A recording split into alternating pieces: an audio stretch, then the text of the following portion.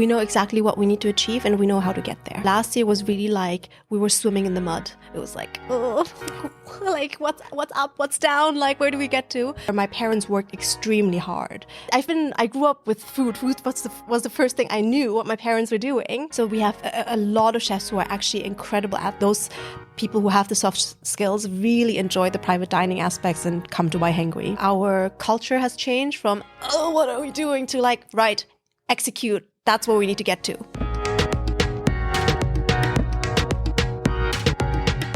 And we're live. So today I have with me Heinin Zhang, who's a co-founder of yhangry, which is Airbnb for private chefs. If you're joining us for the first time, I'm Amma and we're the Bay HQ, and we're all about seeing British Asians succeed in entrepreneurship.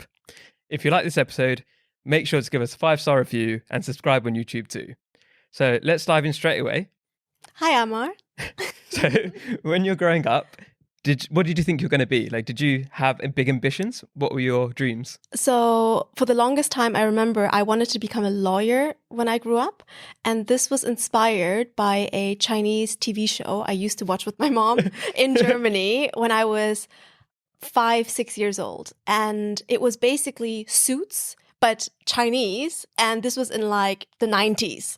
And it was amazing how you would see these super smart people debating in court and then winning cases. And that was at a time when literally all of my friends wanted to become astronauts, vets, firefighters. And I actually wanted to do something legit, which was become a lawyer. And yeah, I even took Latin as an extracurricular because my school actually didn't offer Latin, which is a prerequisite to studying law in Germany. So I did that on the side outside of my school in order to be able to study law. Obviously, like when you're growing up, you started to learn what actually law was. There's a lot of reading, a lot of looking through contracts, stuff like that, right? So it's not all in the courtroom and doing the fun stuff, right? Most people don't go to the courtroom. But did you know that and still wanted to be a lawyer? No. I literally had watched the show and I thought this is so cool and I love debating and I love arguing, so it's a great job for me. But then I actually didn't even end up studying law. Like somewhere, somehow, like along the way, I completely changed my mind. And if I remember correctly, it's because of the financial crisis that happened around 2007-8, and I graduated from high school in 2010, giving away my age. And I just thought it was so interesting what was happening in the economy then. And then I decided that I wanted to study economics. And I also really enjoyed reading. I enjoyed reading and some of the philosophical and aspects of law. So I then decided to study economics and philosophy. So I did economics and I started in 2010 as well. Oh, yeah. Similar age. Yeah. When you studied economics, what did you think? Did you enjoy it? Were you happy with that choice? I enjoyed parts of it. And I actually enjoy, and this is like really strange, I enjoy the really tough parts of it because we had so I went to LSE and the econ course there at the time had this insane American lecturer who was like part of, I forgot which part of the US government he was, or advisor to George Bush or something. Like he was insane. And all his lectures were just incredible. He was such a personality and the way he was like teaching was amazing, but it was a hard econ course and everything was really difficult. But that person made me enjoy that course a lot, whereas 99% of econ, actually, basically everything apart from that course was a bit like, nah. And I never used anything again, which is a bit of a shame. I think it's one of the tough things with economics. It's so theoretical sometimes at university. And you think it's going to be a lot more practical. And I still enjoyed looking at all the business news and all the stuff going on there. But it wasn't really relevant to what I was learning a lot of the time. No. And that's one of the weird things about, I think, studying economics is good some of the foundational stuff. But like you said, you don't necessarily use a lot of it later on. You don't use any of it, to be honest, because even the stuff that relates to our lives a little bit more, like the macroeconomics, especially what's going on these days with the cost of living rising, inflation. Am I going to get my calculator and like get the basket and then try to calculate based on maybe my personal household basket now versus like last year? You don't do year? That. That's why I do every year. What? Yeah, I mean, actually thinking about it, I would actually love to try and see whether I can calculate it because I don't remember the formula. I have to go back to my notes. And so you moved to London and the UK for university, right? Yeah. How was that adjustment? Like, did you enjoy moving here? Did you like it? You're still here, obviously. I loved it. Clearly, it's been a while, and I always thought that I was going to study in the UK and then work in the UK in London for maybe 2 years and then move to the US because I've grown up in half Germany and half in China and went to international school in China. So a lot of my friends are all over the world, but somehow it drew me to Europe to study like in Europe, in the UK. But I always thought that I have a lot of friends in the US. I want to go there one day. That, I wouldn't stay here for so long. And I'm, really settled here. I've got settled status. So what did you do straight after university? Was it Barclays, I want to say, right? So I went to Goldman first. Okay, yeah. So I did a summer internship there on the trading floor, which was really intense, very fun, but great memories anyway. Got a job covering hedge funds for fixed income products. That was my first job. And after 2.5 years or almost 3 years, I got headhunted to join Barclays and to cover German clients for fixed income products. So kind of still the same job in sales, but a different client base because I spoke German and they were looking for someone who was speaking German. Actually, it was a really cool opportunity. And at the time, I was actually thinking of maybe quitting my job to pursue something else, whether that was working at a startup or going to do a master's. And then this came along and it was super entrepreneurial because they had gotten rid of their existing German team of, I think, 3 very senior people. And they got me and another relatively young person in to kind of rebuild it and do more business from like the ground up. So that's when I actually went to Barclays. What made you decide to want to quit at that point? So you said you've been doing a master's. Why did you want to leave at that point? I think the learning curve had flattened. So I think if you join, I can speak about banking, but I'm sure a lot of these like ABC jobs, you get pushed extremely hard as a graduate in the first few years. And then your learning curve just isn't as steep anymore. And what I really enjoyed was doing things for the first time, figuring it out, pitching my first trade idea or coming up with it, then like getting the trade done and executing. And all of that was very exciting up to a point where it became kind of just BAU. And that's when I realized I wanted to do something else. And although I wanted to become a lawyer when I was really little, when I kind of grew out of that a little bit, I always thought that I wanted to have my own business one day because my dad was a businessman. And what I saw growing up was a lot of freedom. He, unlike some of my friends' parents, didn't have to be at work at 9. Sometimes he would go really early. Sometimes he would go on the weekends. Sometimes he would not go at all. And we would always be able to go on holiday whenever we wanted to. And that was different from what I was able to see because most of my friends, their parents, so I went to international school in Beijing that's the biggest memory I have, from 10 to 18. And most of my friends' parents were working in Siemens, BMW, Mercedes, these German companies that had a big base in Beijing, or they were diplomats. And it was very different than to kind of our family. And I thought that's what I would like one day, to be my own boss. And then obviously you met your co-founder at Barclays. Yes. So Siddhi's already been on the podcast and she's told us the story of how you guys met as well. Did she? So we'll see if it lines up or not, because it would be interesting to see if your stories are the same. Oh, so my version of the story is that I had my first day at Barclays. And on my first day, morning meeting at 7 a.m., my boss was then just telling everyone within the wider like fixed income team, hey, this is Heinin joining us today from Goldman. She'll be covering German German asset managers. And then we just went into the meeting. Every trader spoke about what they wanted to do, what their priorities were.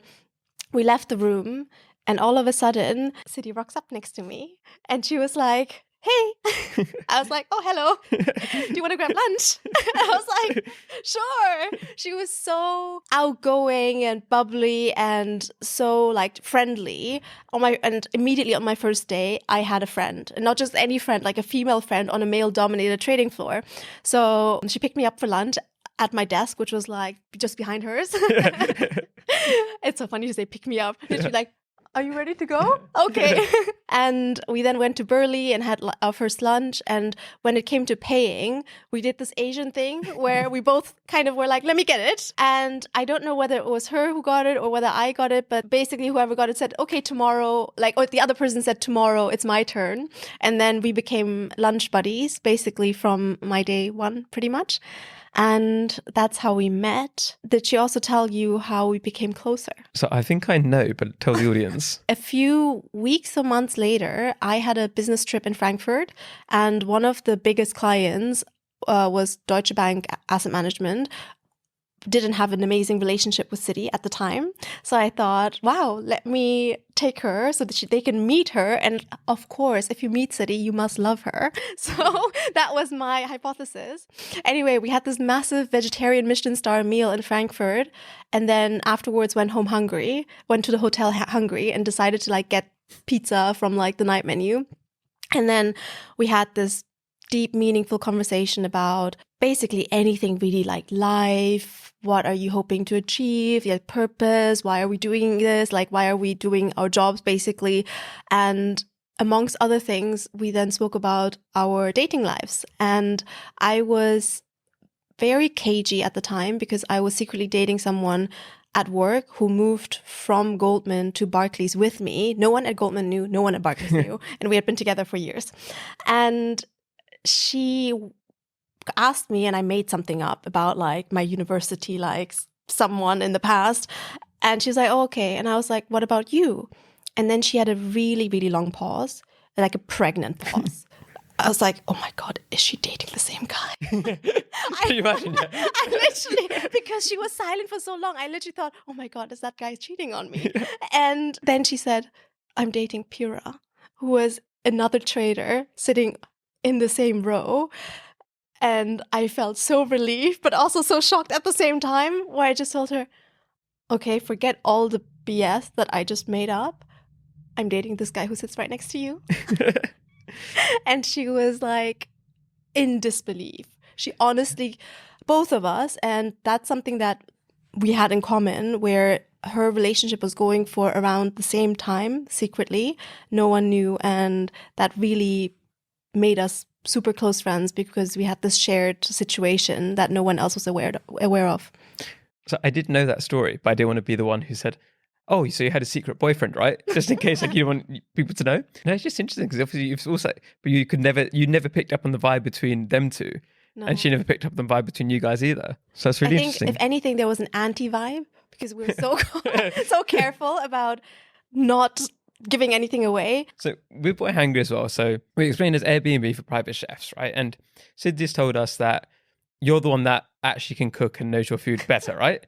Compared to her. I would say yes. Can you explain that as well, of your different skill set and how you complement each other too? From our jobs and how we met, you can already see the difference a little bit. But so Siddhi studied computer science and she was a trader. I obviously did economics and philosophy, and I was working in sales. So already on that front, we have different skill sets. And then when it comes to the non-worky side, although food is what we do, I am more of she likes to say I'm the natural host, where literally if I go to her home, now I think Siddhi's kind of grown into her adult self and becoming a host as well. But when we just started yhangry, and if we ever did anything at hers, and she will be like, oh, don't ask me. People where are the glasses and stuff? And don't ask me. Heinin, she's the host, even in her own home. Yeah. I'd be like, right, guys, welcome. Come in to Siddhi's home. And yeah, you can sit here and here are the glasses and let me help you do something. And and it's very funny because she is, in a sense, so outgoing and has so much content. But at the same time, she's also a little bit shy in certain situations, which is a really interesting contrast. But yeah, so my strength, I have more of a food background than her. She's also limited. I mean, she's vegetarian, so she can never talk about how certain meats will taste or how food and wine will pair with certain things because, well, maybe she could within her own universe, but not as much. So yeah, I mean, I've been very big into food since I grew up. And actually, what's very funny is it's almost like it's come full circle in a strange way. My parents immigrated to Germany, and although my dad had studied architecture, my mom was a doctor. When they went to Germany, they didn't speak the language, and they ended up working in a restaurant. That was the only thing that they could do whilst they were actually learning the language. And then what happened is that I was born, and then instead of planning long term to finish studies and so on, they were like, okay, right, we just need to make sure we have a living and do certain things. And then my parents opened their own Chinese restaurant in Germany. And when I was, I think, 5 or 6, they had saved enough money for my dad to start a company in China. So he started a construction company, or initially like an import-export company for German machinery into China, which then turned into like a construction company in China. And then we moved back to China when I was 10, and my parents had sold the restaurant. And this is a period where my parents worked extremely hard, where obviously like it's a very physical job, you're running a restaurant, all of these things. And I think it's not something that they're proud of. It's not something that they tell their friends in China, where everyone has like a different type of business, slightly more like not in hospitality. But when I started yhangry, I grew up with food. Food was the first thing I knew what my parents were doing. 2 years later, so last year, my younger brother started working at Volt, a food delivery company. And my dad and my mom were just cracking up. They were like, guys, we stopped the restaurant life like literally ages ago. My brother doesn't even remember it. He was only like 2 years old at the time. But you're managing chefs now, and he's managing takeaways. In a weird way, it's like, you guys didn't get very far, did you? The apple doesn't fall far from the tree, isn't it? Yes, literally. But yeah, so I love food. I love trying new restaurants. I also love wine. I did my WSET, but only level 2. So it's nothing to brag about, but it shows I don't know what it is, so you could have said it was really impressive. I wouldn't have known any better. Oh, it is very impressive. No, it's like this wine certificate, but level 3, which I didn't do, is the one where it actually is an achievement. And with the food side as well, so obviously at the beginning we were trying to onboard private chefs. And I guess it's now where you are, right? Because obviously you've now got like very significant chefs on there, people with really big reputations. But you're trying to get people right at the very start. Oh my God. How was that process? Because obviously I guess you probably taste their food, right? It's a hard job and somebody's got to do it. But how did you go about the process of picking the right people to join the platform and to get you started up? So it was very difficult. So there are a few different channels that we used. One of them, or many of them, were very unscalable. It included, and I remember this was in the Basque restaurant in Marylebone, Donostia. I remember I was at Donostia with some friends, and I was sitting at the counter, and the chefs were working right in front of me. So I was like giving them the ugly yellow yhangry business card that we had then, like striking up a conversation where I think the chefs are happy to chat, but they would like to chat to you about the food, not awkwardly being offered a job, hoping the manager doesn't hear it. So that was one of the unscalable things that we did. In terms of testing the chefs and understanding like the quality, we used to do chef trials. So my home, Siddhi's home, we would have chefs come and cook for us a few times a week. We would try to schedule them back to back so that because it's actually very time consuming. You have to let the chef in, get the right ingredients out, and then you have to taste the food, and then you have so much food, and people think it sounds incredible. That's like the best thing ever. You have chefs coming to cook for you. Most of the time, the food is tasty. And it's better than anything that I could have made. However, there are times where the chef wasn't the right profile. And from a personality point of view, it was awkward.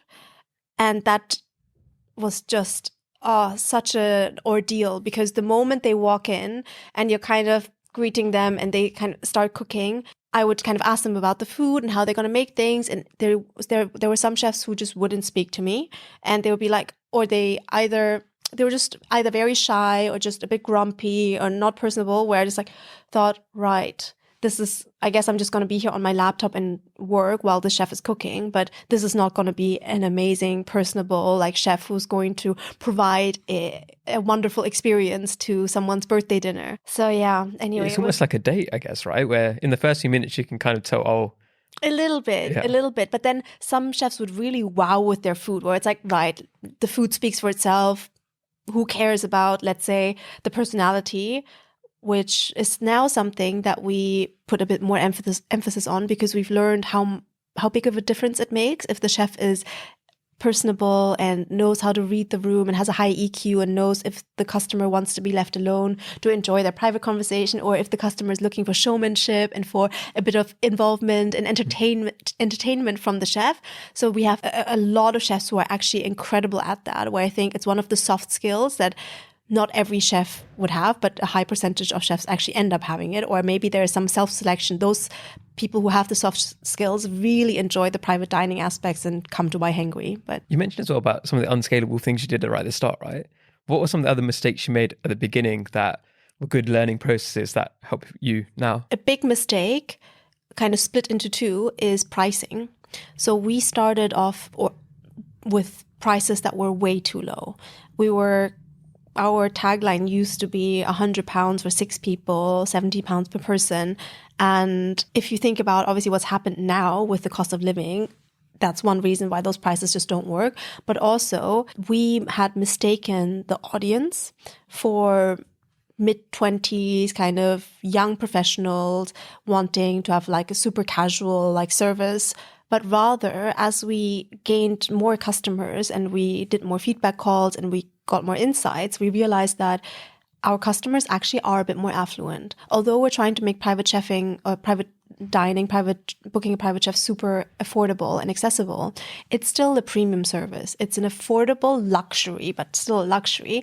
And our customers tend to be any age, but the ones that spend the most with us are 35 to 50, have a young family, they have a nice house, they have space to host, and they don't necessarily want to spend £17 per person. They don't want that caliber of chef. They want chefs who are a little bit more established, slightly more experienced. And we realized this through feedback. And then we realized, okay, actually, to make these customers happier, we want a broader range of chefs. The same customer could even want to book different types of chefs, where for a meal prep booking where they just are too lazy to cook for the next week, or they have a lot on, they might want to have a chef who will just come and cook the recipes they give them because they want to eat this, whatever they saw on Pinterest. And then there are occasions, whether it's a barbecue where they want, or a buffet party where they want a different type of chef. And then if it's their anniversary celebration or their parents' like 70th birthday, they might want to treat them to something very special, where they might want to book a master chef who has been on TV and who has very unique signature dishes. And those are very different price points. And we now offer the full range. And like you also mentioned as well about how Siddhi had the learning process in terms of hosting.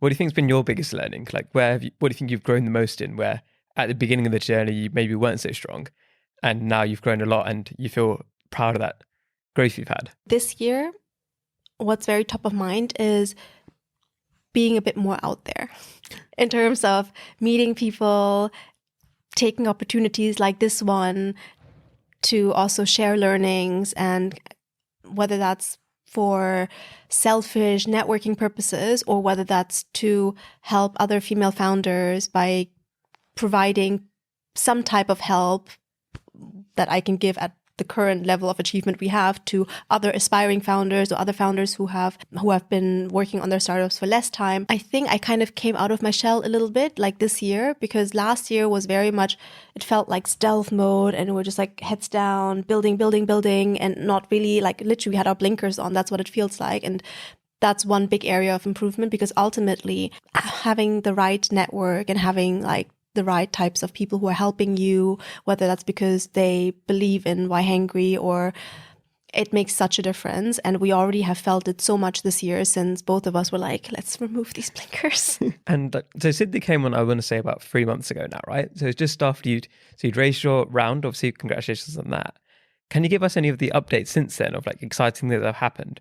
And I guess exciting things coming up soon too. The most exciting thing for us this year is that we know exactly what we need to achieve and we know how to get there. And that's very different from last year, I would say. So last year, there was a lot of uncertainty where we weren't sure. There were just we had so many product changes. We had product changes that really impacted our revenue and then our chefs, and the model changed a bit. So last year was really like we were swimming in the mud. It was like, oh, like what's up, what's down, like where do we get to? Whereas here we have our North Star, and we know exactly what each person needs to be delivering in order for us to hit that, which is really, really empowering. So update wise, this is not a real update, I'm afraid, but this is kind of an update in terms of how internally I think our culture has changed from, oh, what are we doing, to like, right, execute. That's where we need to get to. No, that's really good to hear as well. And I guess we've got a few minutes left now, so we're going to have to go to the quickfire questions. So also I want to say as well, it's been really fun to have both of you on. And I've seen both of you talk together as well, and the way you play off each other is like, it's just really fun to be around you guys. We have a lot of energy together. I think individually we're like 1 and 1, or maybe 1 and 1.2 and 1.2, but together we're like 3. Yeah. I think we have those synergies. So first one is, who are 3 British Asians that you'd love to shout out? Jack, founder of Urban, who is one of our angel investors and who is now onto his, I think it's his 3rd or 4th venture. He's like a serial entrepreneur. I think he was one of the early Asians that I was extremely inspired by, and then a friend introduced us and he ended up investing. And I think he's been really, really helpful throughout the journey so far and continues to be really helpful. Then I will shout out to Yang, who is the founder of Just Wears, a underwear brand. And you might have seen her on Dragon's Den as well. Yeah, she is awesome. And I remember when we met, it was before Dragon's Den, when we were... And you've won Dragon's Den as well yourself, right? Or you've been after them. Yeah. They went first. And when we were practicing for Dragon's Den, actually, someone told me that she was on. So I asked her like whether we could do a pitch to her, and she graciously agreed, and she gave us amazing feedback. She like ripped us apart a little bit in like Peter style, or maybe even Tucker style, I don't remember. And then a third one, I'll pick another East Asian who I would love to shout out. I think that's Peony from Jude. I think she's already been on here, so you know who she is. But yeah, I think there aren't that many East Asian founders, which is, I don't know, maybe me not doing enough research, but these 3 people are awesome. Obviously, I love Peony's been on already, but love to meet the other 2 as well. So next question is, if people listening right now could reach out to you for help or guidance, what could they reach out to you about? What I'm doing the most right now is focusing on growth of the company. So how Siddhi and I split responsibilities is that she looks after product and I look after growth. So on the growth side, we've tried so many different channels, marketing wise, and I probably dabbled in most of them from a 0 to 1 stage, whether we've worked with an agency or whether we just try to do stuff ourselves, that if anyone needs help, would like to talk things through, very open to have a chat and help where I can. And on the other side, is there anything that the audience could maybe help you with or help yhangry with? Yes, and it's spreading the word, which is also growth. Clearly, like I constantly have this growth hat on. And I'm thinking for us, the biggest channel for us is word of mouth, because booking a chef is still relatively new. I think our pioneer customers were Asian, actually, because it's more common in Asian culture, because we are from developing countries where labor is cheaper and it's more common to have staff, whether that's a driver or a cook or a cleaner at home. The idea isn't so foreign. So our first customers were all ethnic, and obviously now we have more customers, but generally like word of mouth, people telling other people that, wow, I had a chef for the first time cook for me at this birthday, or I booked a chef for my birthday party and it made my life so easy. It was better than going to a restaurant, booking like a private dining room or a big table. All of that is so important. So if anyone's listening and would like to help, maybe book a chef for yourself using the code Heinin for a discount. Or yeah, if anyone you know is organizing a hen party or anniversary dinner, birthday, maybe you could suggest, hey, have you thought about booking a private chef? So thanks again so much for coming on.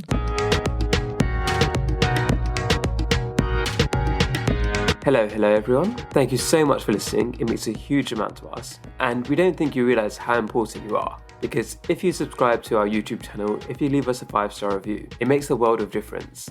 And if you believe in what we're trying to do here, to inspire, connect and guide the next generation of British Asians, if you do those things, you can help us achieve that mission.